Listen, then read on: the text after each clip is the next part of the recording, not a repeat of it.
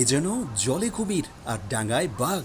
Germany সহ গোটা ইউরোপে একদিকে প্রচণ্ড তাপদাহে সাধারণ মানুষের নাভিশ্বাস, অন্যদিকে সেই গরম থেকে বাঁচতে একটুখানি স্বস্তি পেতে লেক বা হ্রদের পানিতে ডুবে মৃত্যু। গেল সপ্তাহে জার্মানি জুড়ে সর্বোচ্চ তাপমাত্রা ছিল প্রায় 42 ডিগ্রি সেলসিয়াস, যা দেশটির ইতিহাসে রেকর্ড।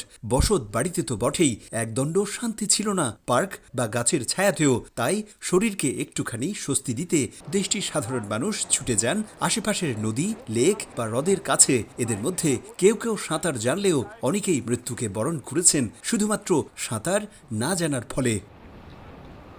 সংশ্লিষ্টরা জানায়, গেল কয়েকদিনেই জার্মানির জ্যাকসন, নিদা জ্যাকসন, নর্থ রাইন ওয়েস্টফালেন সহ বেশ কয়েকটি অঙ্গরাজ্যের নদী ও হ্রদের পানিতে ডুবে মারা গেছেন বেশ কয়েকজন। এছাড়া শুধু চলতি বছরেই নয়, 2025 সালে পানিতে ডুবে মারা গেছেন 393 জন, আর 2024 সালে সেই সংখ্যা ছিল 400-র উপরে। লাইভ বয় কিনে কল দাও টোল ফ্রি নম্বরে, আর এক নিঃশ্বাসে গোল বলে জিতে নাও ফিফা বিশ্বকাপ 2026-এর এক্সক্লুসিভ পুরস্কার।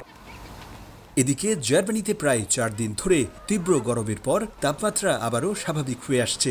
দেশ জুড়ে কোথাও কোথাও ঝড় ও বজ্রসহ বৃষ্টি নেমে আসায় স্বস্তি ফিরেছে জনজীবনে। তবে সামনের দিনগুলোতে তাপমাত্রা আবারও বাড়তে পারে বলে জানায় জার্মান আবহাওয়া অধিদপ্তর DWD।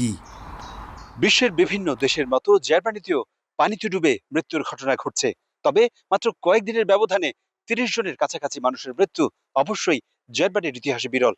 তাই গভীর পানিতে নামার আগে সাঁতার শিখে রাখার পাশাপাশি জীবন রক্ষাকারী সরঞ্জাম যেমন লাইফ জ্যাকেট, রিং, দড়ি, হুইসেল কিংবা বাঁশি সাথে রাখার পরামর্শ জার্মানির উদ্ধারকারী সংস্থাগুলোর।